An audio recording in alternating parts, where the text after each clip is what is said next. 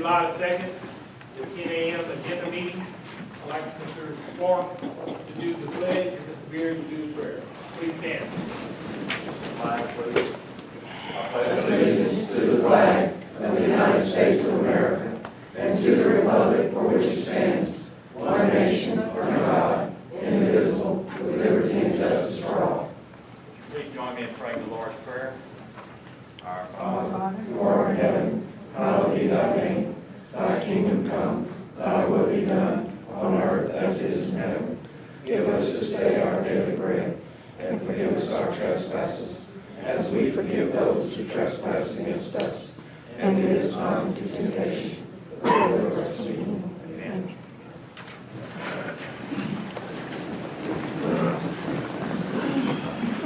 All right, good morning, everybody. We'll get right into it. Number 3, administrative reports. Mr. Booyah. Good morning, gentlemen. First off, the last couple of months we've been fortunate enough to have some decent project updates on Venture Global, and this month is no different.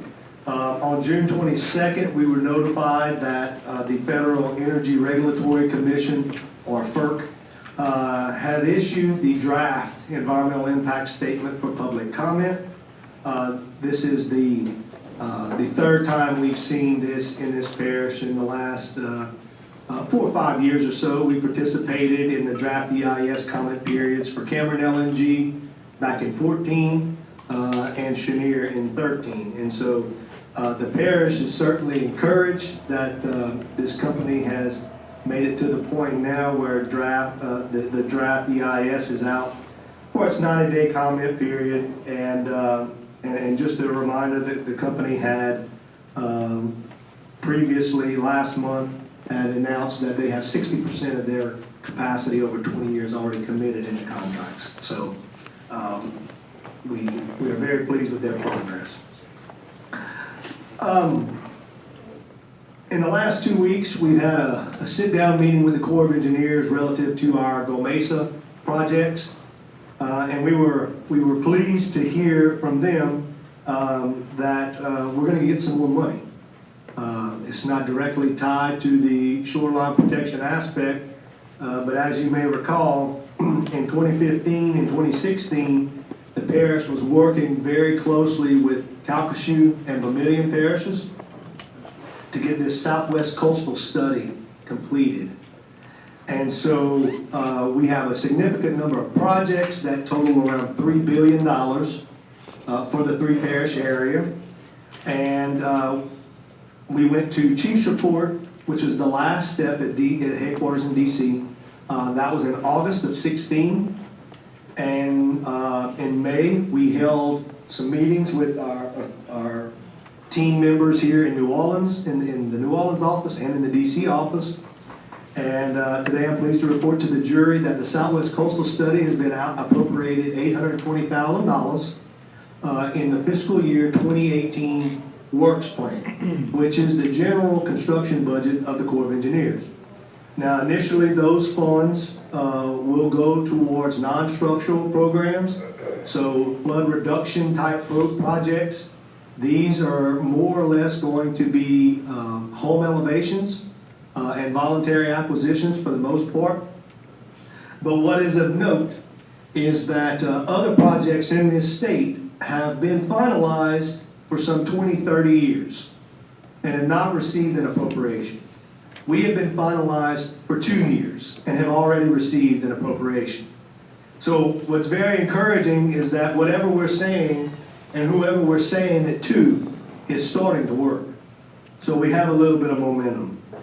We're going to see more of this project develop. Mr. Dale Broussard at the Corps is heading it up from their perspective, and Ms. Jennifer Mouton with the CPRA is the non-federal project manager.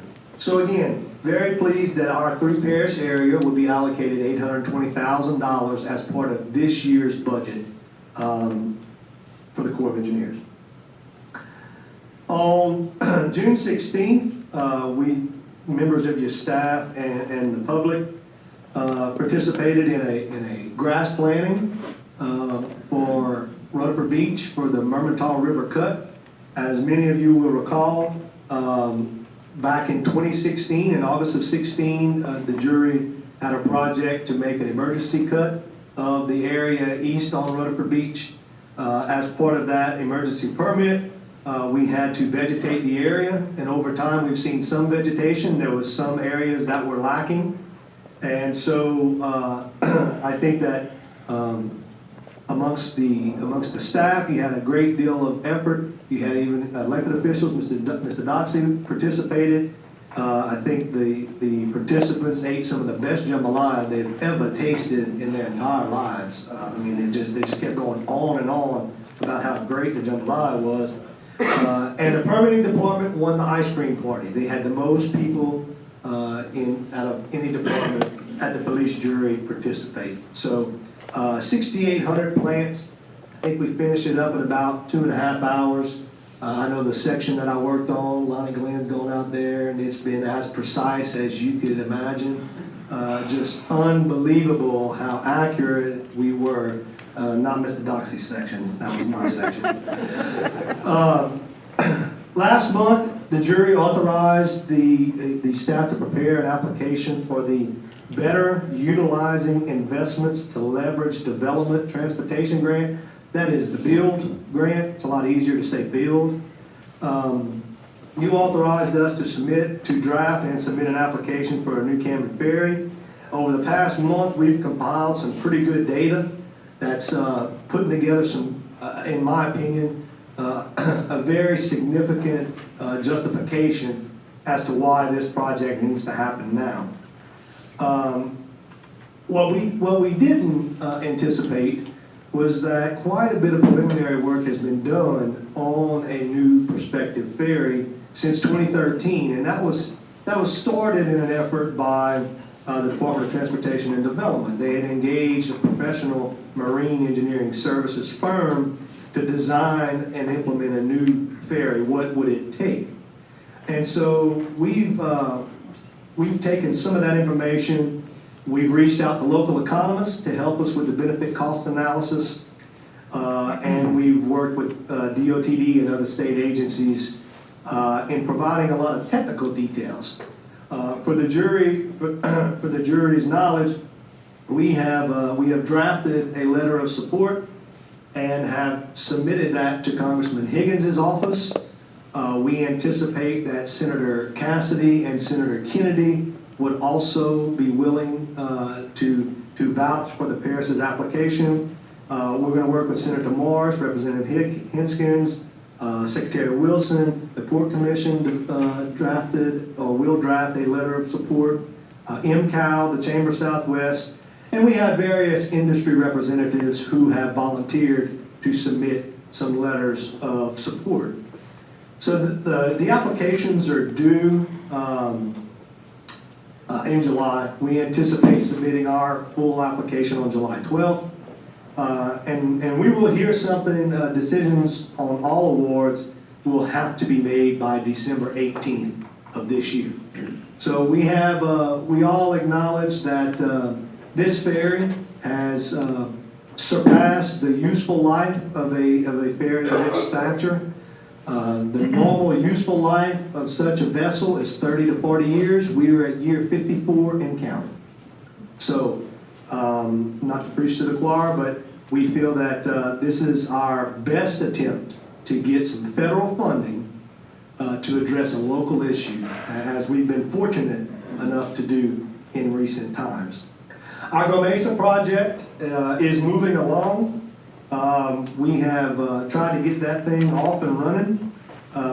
Staff visited, as I previously mentioned, with the Corps of Engineers and with the CPRA to get some state and federal funds involved in the project.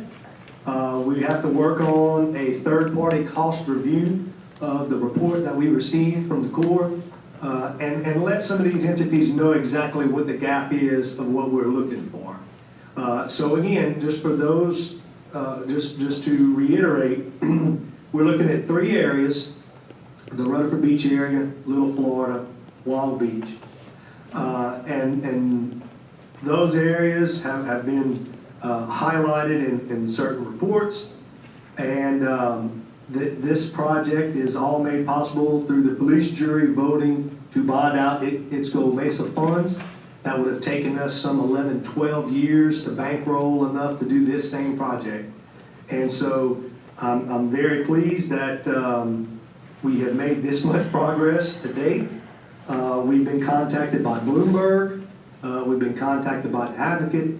So you may see some reports on what little old Cameron is doing in regards to coastal restoration and protection.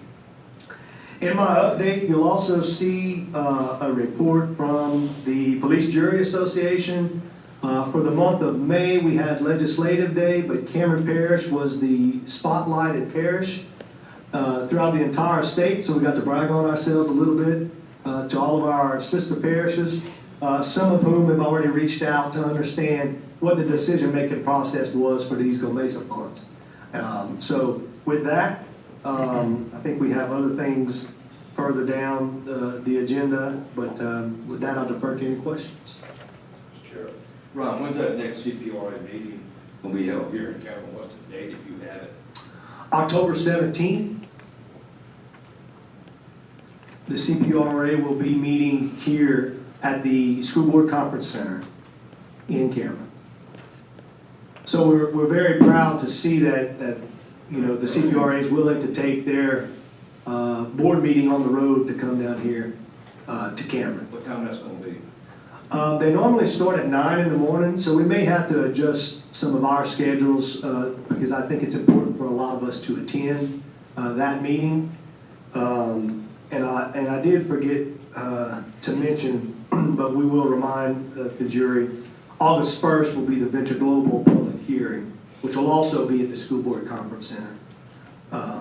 August 1st. I think it's from 5 to 7. Thank you, Ron. Yes, sir. Anybody else? Any questions for Ryan? All right, let's go into number 4. Public hearing to receive public comment regarding consideration of revisions to Cameron Parish Code of Ordinance, Chapter 14, Motor Vehicles and Traffic, Section 1460. Notwithstanding the above provision, these vehicles are not allowed in the following meetings. Mr. Gerald. Mr. DuPont, read the change to, the proposed change to the ordinance reads, there's a description of the legal description of the state lease number 2663, and add the following item number 3, Rutherford Beach area, off-road vehicles without a valid vehicle license, and motor vehicles are prohibited from the designated areas identified by signage beginning from the dune area located approximately 760 feet west of Rutherford Beach Drive, eastward approximately 1.25 miles, ending at the eastern edge of the state lease line. Rutherford Beach ordinance. I got a couple of cards with it that you can talk with. Yeah, let me take care of this, that we did get some letters of opposition and a letter of support. I'll just read their names. Letters of opposition to the ordinance: Kelly's Mart, Grand Chenier, Louisiana; Patricia Thibodeau, Gaydon, Louisiana; Sheila Mouton, Gaydon, Louisiana; Howard and Betty Childs, Winsboro, Louisiana; Taylor Sullivan, Pollock, Louisiana; Bobby Miller, Branch, Louisiana; Allison Poston, no address here. Letters of support: Brooklyn Perks, Creole, Louisiana. We also have a petition that's 68 signatures in support Support of the ordinance. of the ordinance. First part I got there is Mr. Johnny Pruitt. Want to talk, sir?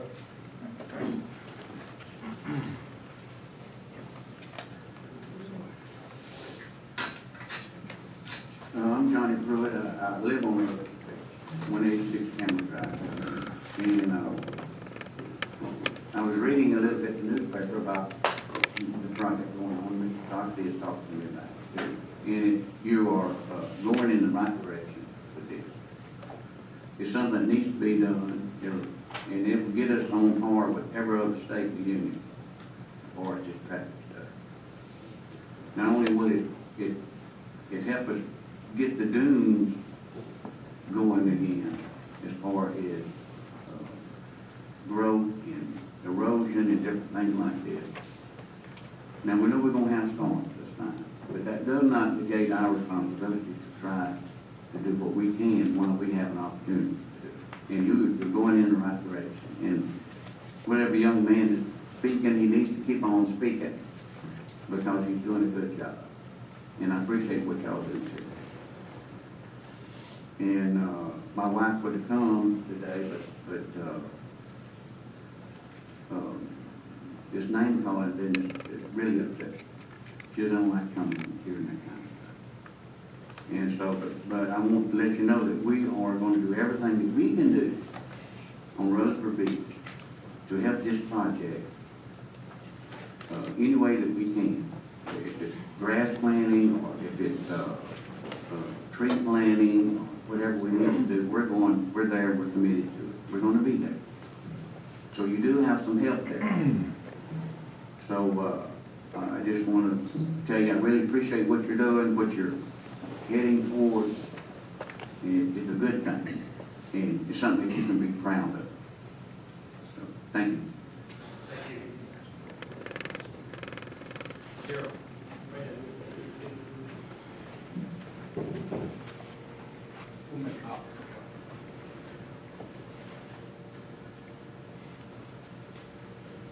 Okay. Got another card, Miss Allison Poston.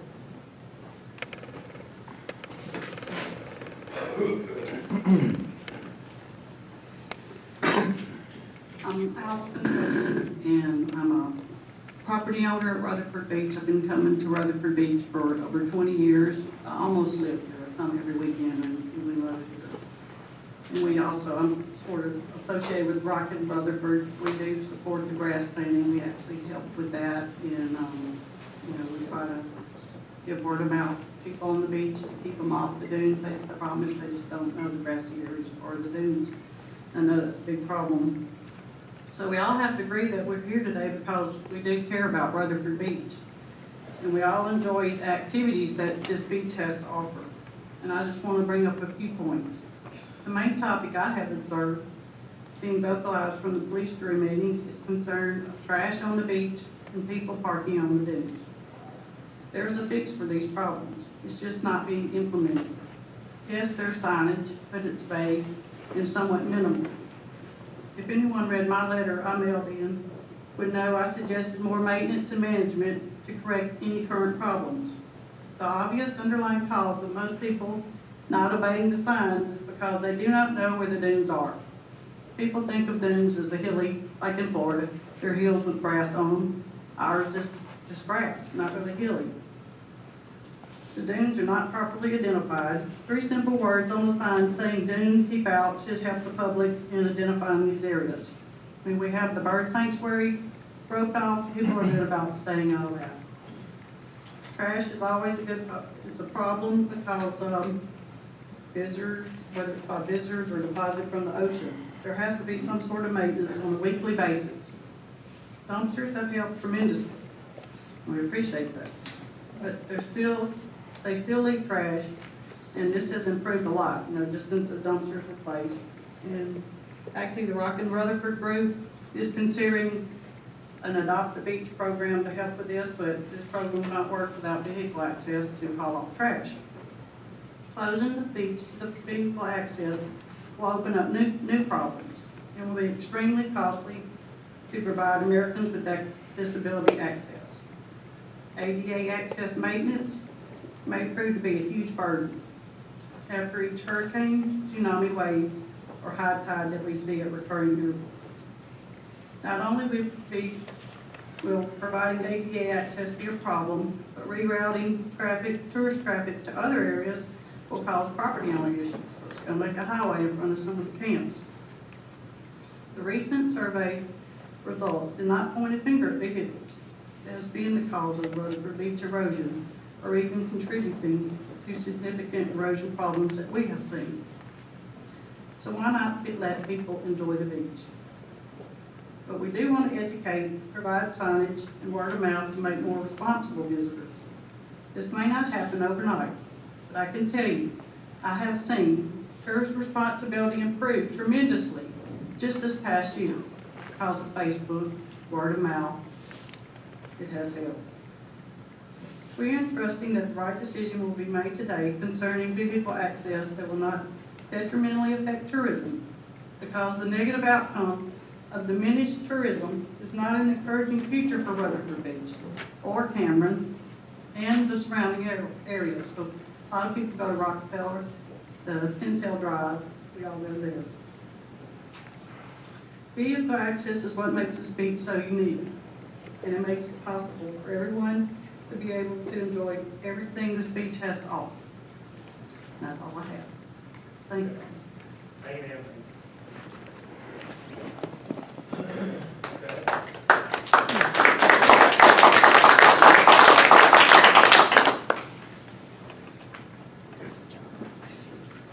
Anybody else? Debbie, you want to talk about anything?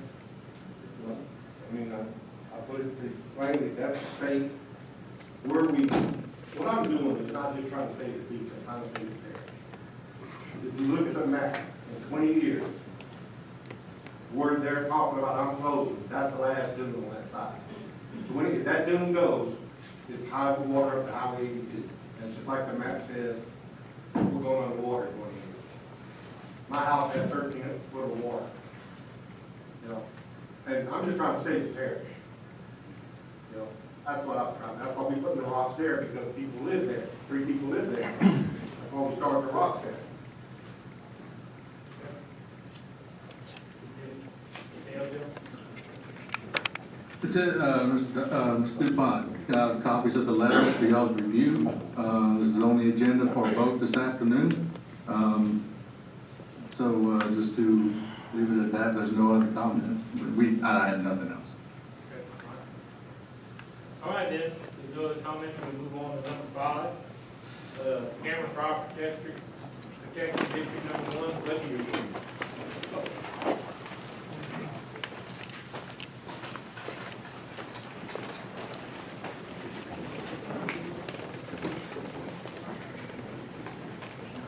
Good morning, gentlemen. Paul Sellers, Fire Chief for Cameron Fire District number 1.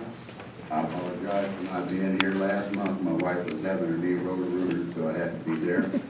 But this morning, I'm presenting a letter. Plus, we also have some other items that came up since Friday. Wednesday, we had a meeting with Ms. Paul here. Mr. Ryan and Ms. Katie was here, along with among members of our fire board.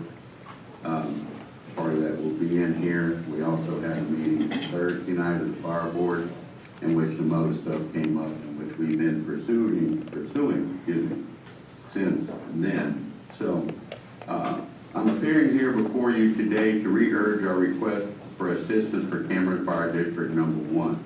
Ms. Armendahl told us that we were approximately $132,000 short of funding.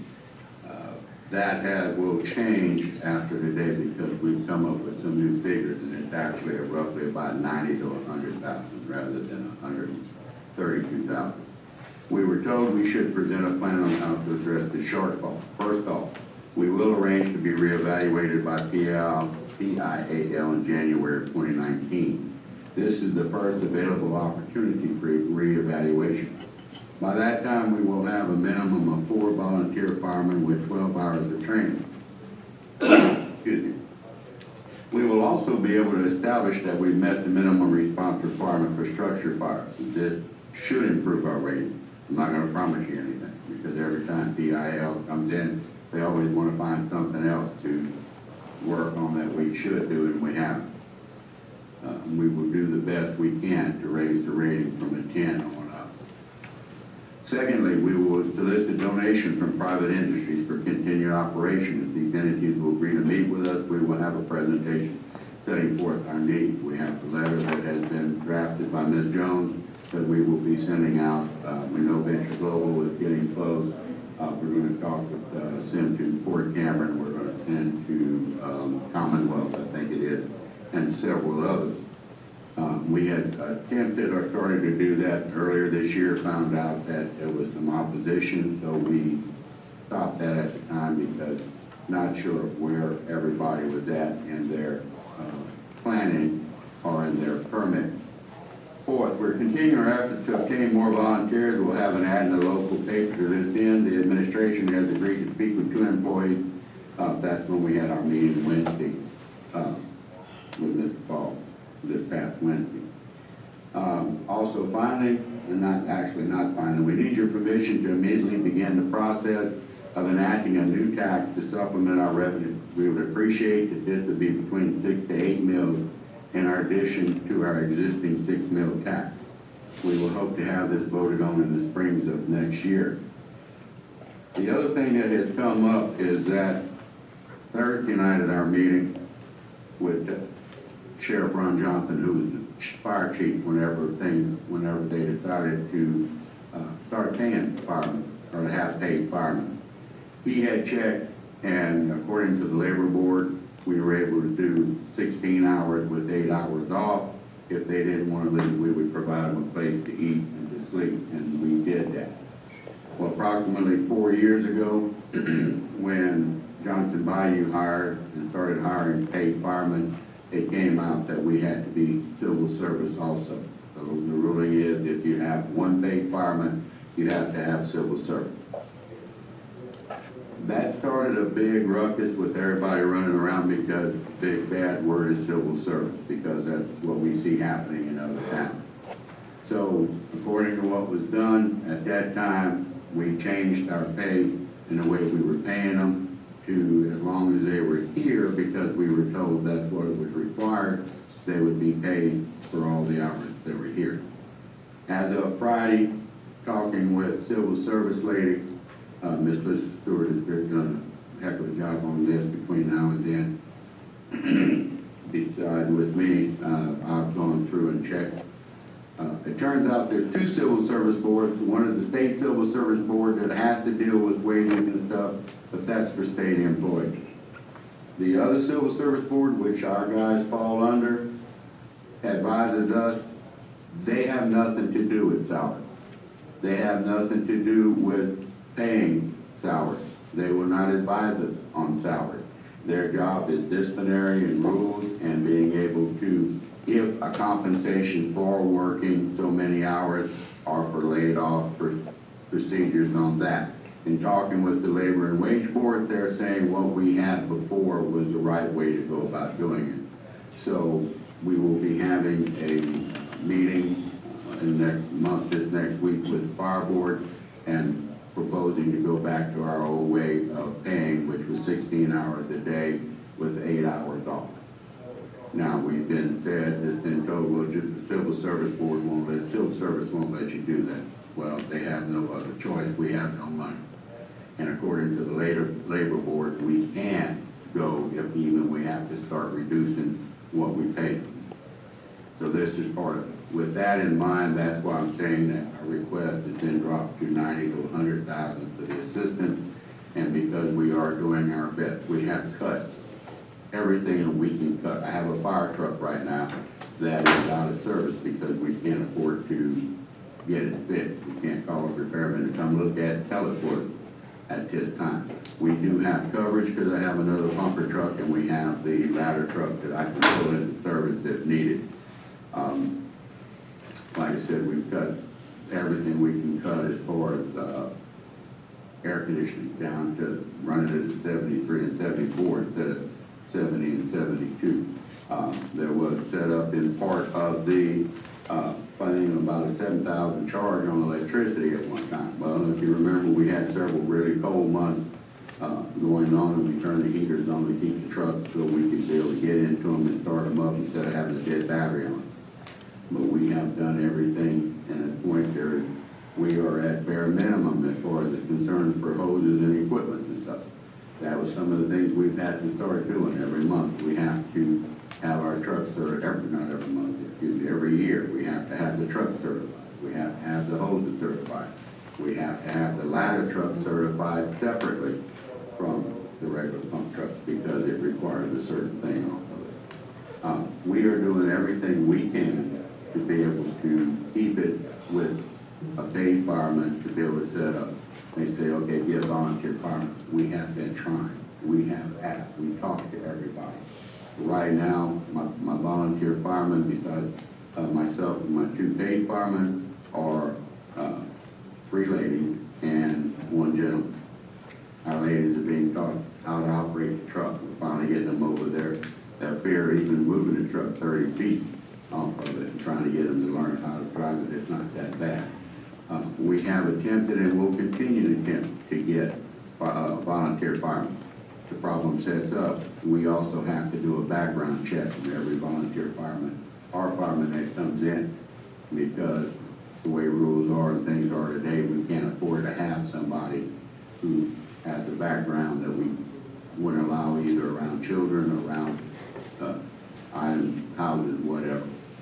Anyway, this is where we are at this time, and that's why I said that things have kind of changed to what our request for the money purposes are for us to be able to go through the next 6 months to survive with our paid firemen going on. Our response is within 5 to 8 minutes of call with our paid firemen. We have it, and the rest of us can come in and be able to just show up and be able to help pull hoses.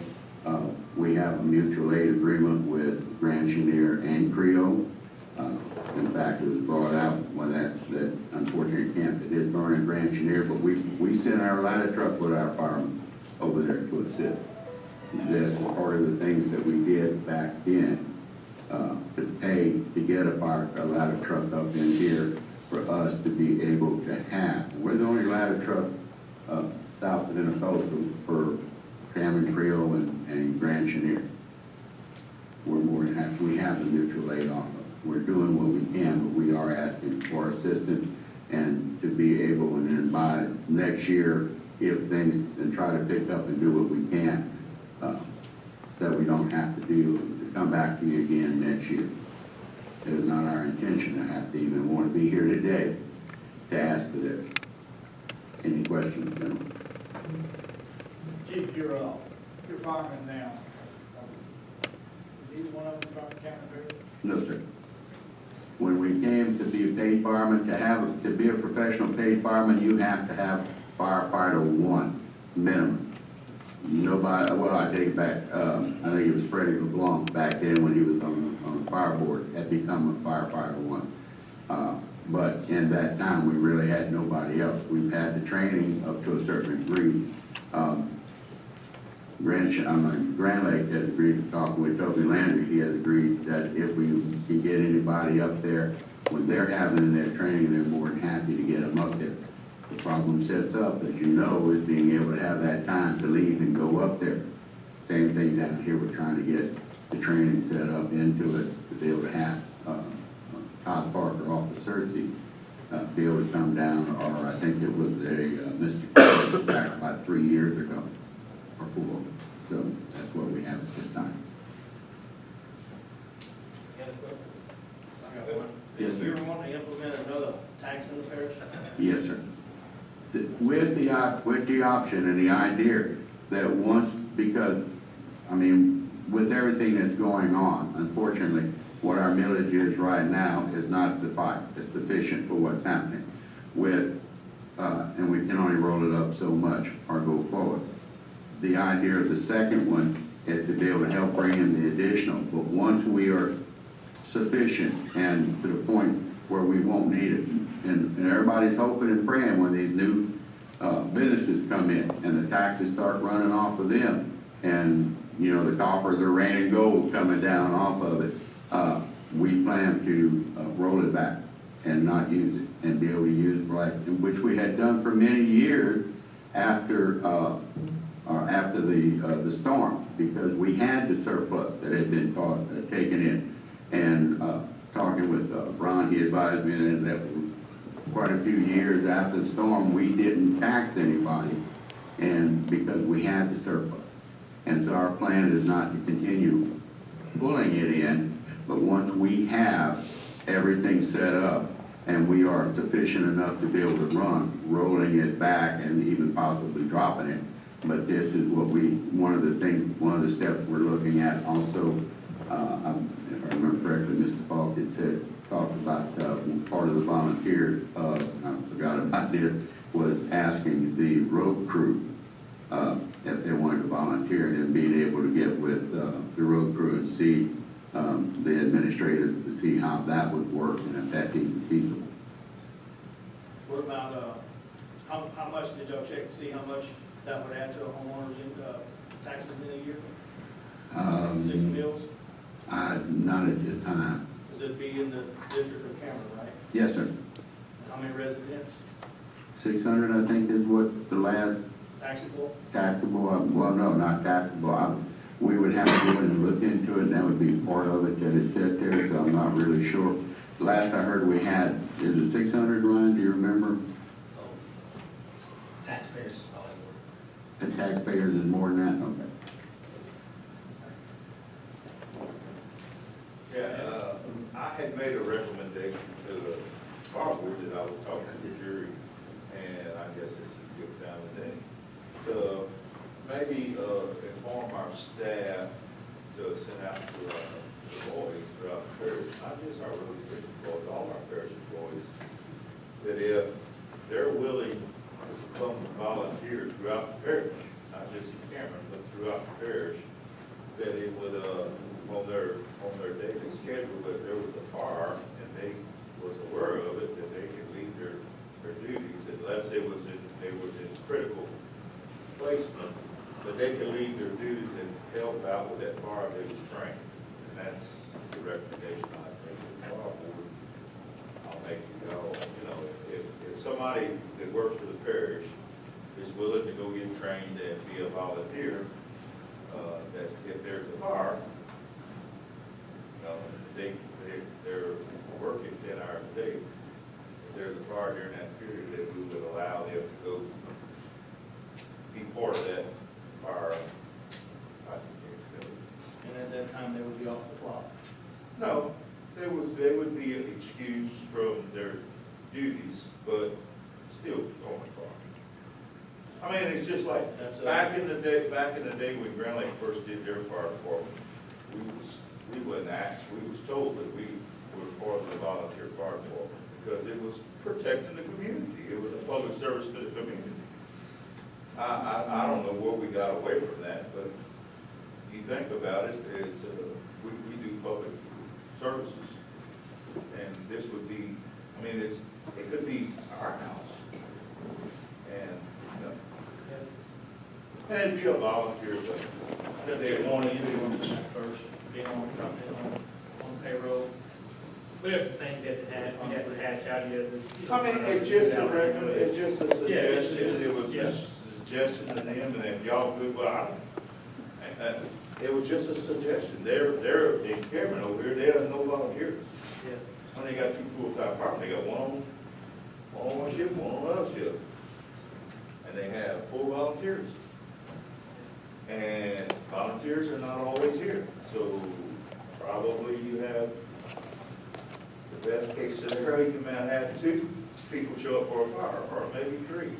Or maybe 5. And that's part of the problem with the PIL, is that if you don't have 4 trained firemen, whether it's 1 paid fireman and 3 others, or 2, Johnson Bay doesn't have that problem because they've got 4 on duty at any given time set off.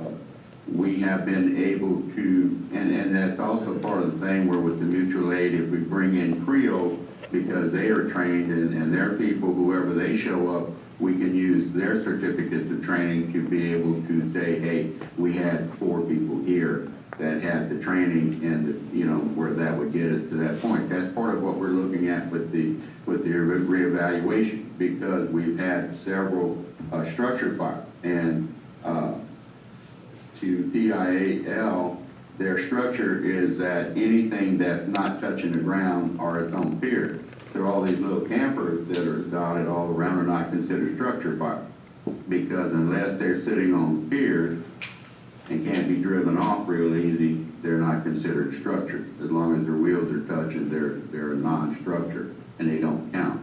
It has to be, as we had last month, there were 3 buildings burnt over on the front.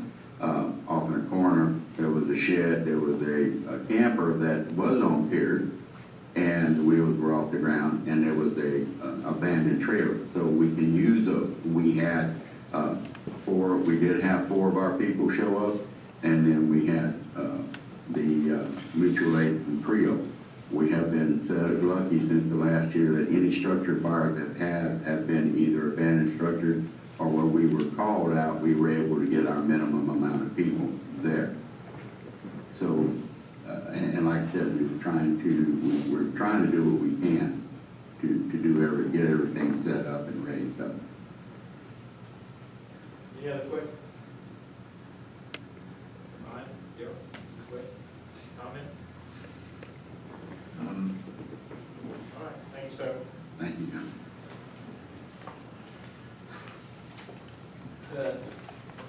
Move on to number 6. Employee group medical insurance renewal, sir.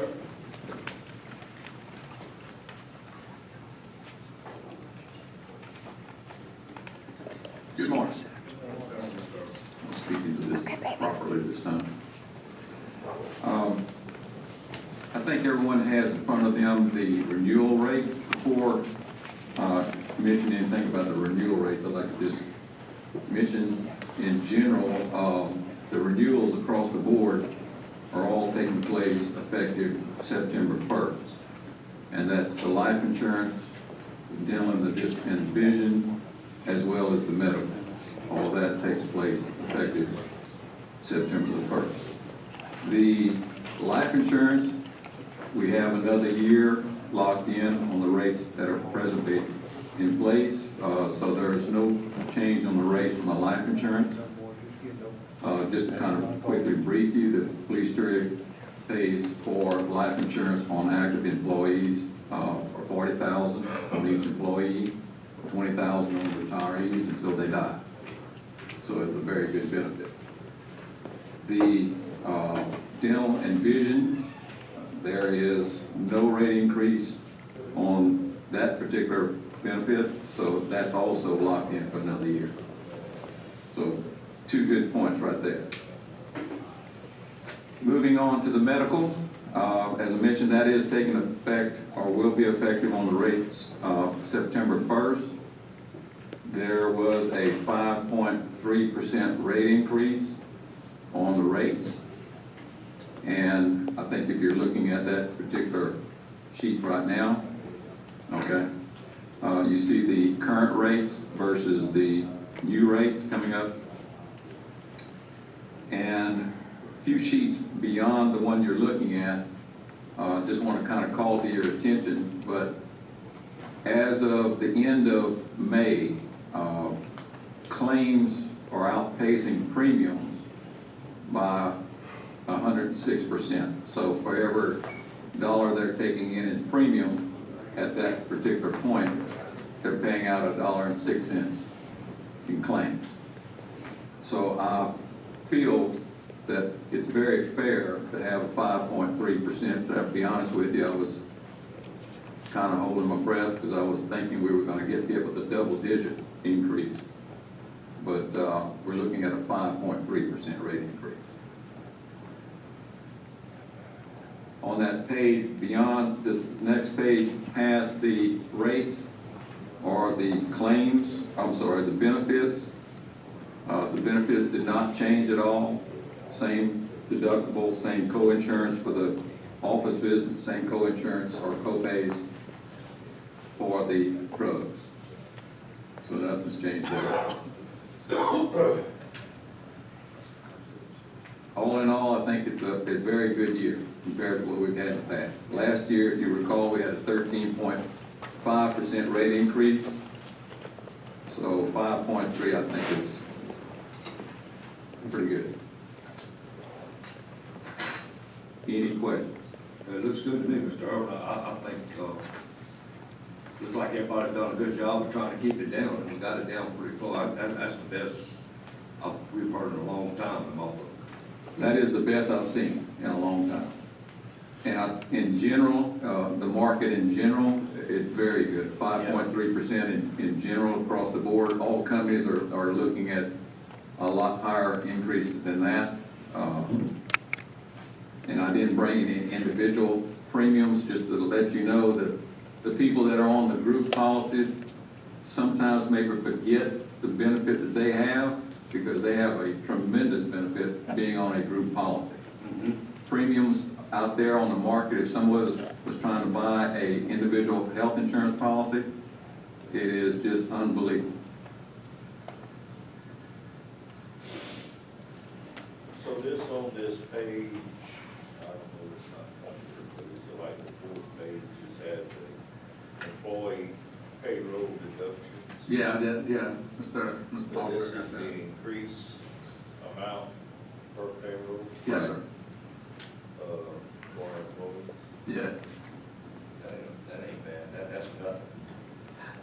And just the total cost of the increase over the whole year, you know, the effects are a couple $1,000s a month for the employer. I mean, And the increase for the police jury is this number, on the top of that page. yeah, by fund, you know, the direct effect of the general fund, out of those would be around $50,000 for the whole year.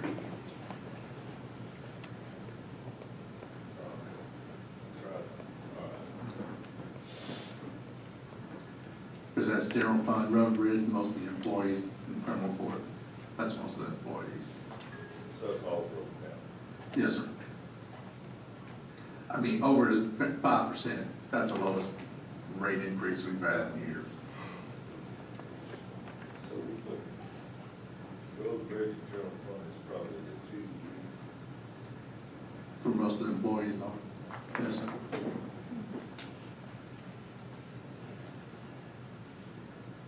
But along with our policy to keep it the same, you know, without having to go and try to get shop, you know, and see if we get, We discussed shopping. It did seem like it was something to go through the exercise right now, because 5.3% companies are gonna say, we're not gonna be able to do any better than that, so it was a waste of time there. But you can actually reduce that increase if you change benefits. I don't recommend doing that, because next year is another year. We may have some increases that will be a lot worse than this, and we can change benefits at that time. But I think for the benefits that are in place, for the premiums that you're looking at, I think it's a pretty good match. This right on the schedule, I'd like to move this to the voting meeting if we can, Joe. I'll ask me, you got 7 more sitting up here. which I was with. Y'all want to move forward? Good with that? All right. Any questions? Any more questions, Mr. Irvin? Thank you, Mr. Irvin. Well, let me just say, this is the 5th year that we've renewed with Blue Cross. I've been fortunate to be your agent. I just want to thank you for the trust that y'all have placed in me. I haven't said it enough, but I do appreciate that. Thank you. Thank you. Thank you, sir. Okay, let's move on to item number 7, FEMA Public Assistance Share Match Program. Okay. Good morning, gentlemen. This, basically, just to give you a little recap of what happened over the last few years, we received 90% FEMA funding for the August flooding event 2016. We were obligated roughly $460,000 for 4 PWs, mainly road replacement. We have since closed those PWs. We received all the funding. Everything's been closed. We were responsible for 10% of those replacement costs. It was around $47,000. That was our share. We have secured disaster-related CDBG funds to recover that 10% that we were out of pocket. So on the agenda, well, if you push it forward to the voting meeting, if you sign it, we'll get $46,000 of CDBG funds. So essentially, our August flood events would cost us $0 if you combine both FEMA and the CDBG funds, which is great news. So that's the only thing that you guys are going to have to get President Authority to sign. And then on a completely separate note, we solicited resumes for inter-office departmental transfers for that payroll accountant position. We had very limited interest expressed, so I would ask you guys, if you don't have any objection, if we could go ahead and advertise to fill that position. Just to remind you, Greg is in drop. He will have 30 years in October. Best case scenario, he has 2 years left to drop if he doesn't retire before then, so we really want to get someone in here to train with him before he enters retirement. So when you say you had limited interest, so Um, what do you say? You didn't have nobody want the job? We had 3 people express a little interest, asked a few questions. 2 withdrew their applications, and the other one, we just wanted to see if we could pull together a few more competitive resumes before we made such a big decision, because this is a very important position, and it's going to be someone doing everyone's payroll for potentially the next 20 to 30 years, so we want to make sure that we're choosing the best candidate. I probably most important job. I think that's the job that keeps everyone happy. You got anybody that works for Parish? Some people get comfortable in there. I guess that's good news for you guys. Everyone that's already on staff is very satisfied with their department heads, with the people they work with, and with their pay, so I guess it's good news. Bad news for me, so. We need to add that to the agenda, so open it up. I think it's to replace an existing position, and I think he has the authority to do it. You know, we can add it just to replace an existing position. Yeah, we're We're not not creating a We don't new have to add that position. in if we don't have to. Yeah, she already had authority to replace that Yeah. position. She just has to go another step change to actually advertise it. There's nobody internal. So Everyone's So okay? we'll just- I don't think it requires a Yeah, okay, so you want one, that's fine. On the add-on right here, I'm gonna put that on there for the hospital board. yeah, we have an appointment for the hospital. And, Katie, this item's already on the agenda, correct, for the non-federal share? So Yeah, that's on the agenda. besides that, the renewal of the health insurance at the current, and, we can review the agenda. Okay, all right. And all these change orders, I can go through those. well, I don't know. Okay, we'll go to, you finished, Katie? Yes, sir. Okay, let's move to number 8, review agendas. Kara, those 2 that you have in Johnson Bay, Florida, and, the natural gas pipeline of America. Has the drainage board, ever reviewed these? No.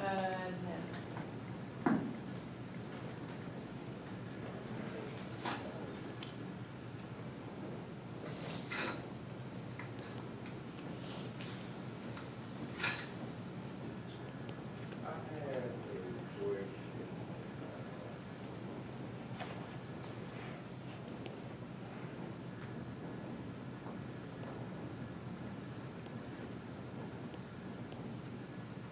I'll find it. Carol, on 15, on your, change orders, courthouse renovations again this month, Yes, sir. again this month. Yeah, but when that courthouse occurs, that thing's so old, we're gonna run into things that, There. There's a little bit of money that we're changing here, I think, but I've been saying thing, But that's all paid for, isn't it? Or we have to pay out of the general fund. The courthouse in general. And then it's to expedite it, because if we go through the other process, it's gonna take, which we did, we had 3 change orders and they're all courthouse. The first one, change order number 4, we already approved it, Nate. There was a credit for the parking lot. It was $17,000, it was $23,000. Afterwards, there was some revision to the amount, because they were going out to the road, there's some issues with the sidewalks and all that, so we said, look, we're gonna move that. In the calculations to move some of the asphalt and kind of improve some of the sides of the parking. But isn't all that just beautification? There was, but it was,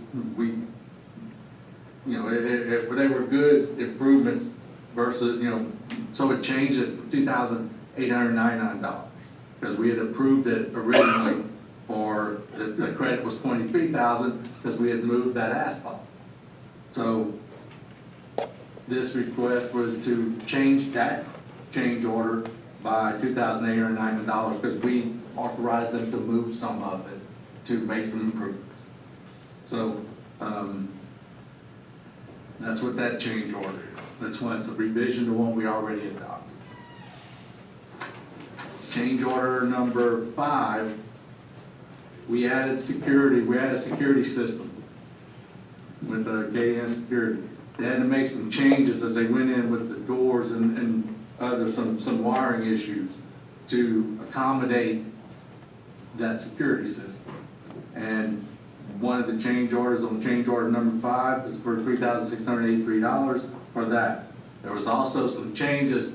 They had an original electric plan around the judge's office. They had talked with the judge. There were some changes that they need to make just to make everything work, and that's the second change order. So the total of that one is $17,386. Those things they just ran into, they couldn't do that they originally. So how much altogether are we looking at change order money-wise? 17. With the next one, with the KN Security, because they did make some changes, 25,000. That's all the change orders? There's 3 change orders. No more? Uh-huh. All right, who's down on the next one? Who deals with the permits on the Delta Land Service? The files you help, you go with that? Me and Karen? Karen? Yeah, the drainage board, 8, they would like for y'all to table. That's what I was fixing this, my Yeah. exact question was, did we give it to the drainage board?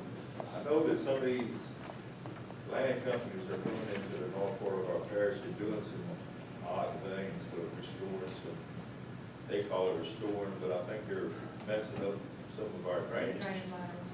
Yeah, so we need to make sure that our drainage board is on top of every one of these deals. Our drainage board's on top of it, trust Yeah. me, especially on this cap. I just wanted to make sure. No, but they are. They've already sent a letter of opposition. We're gonna deny this, and we're gonna send a letter of opposition. We're gonna give Bob on this. Where exactly is it? Just up there, just north of Joe, northeast of Joe's house. Okay. That's okay. This I know it goes back, This is the third time we've had trouble with them. it even goes, it goes back far. They got property way over there. Going toward yours. Yeah, out here behind. North side of the bayou. All right. That's all I want. Joe, what was the Fishing Festival's allocation sponsorship last year? Fishing festival?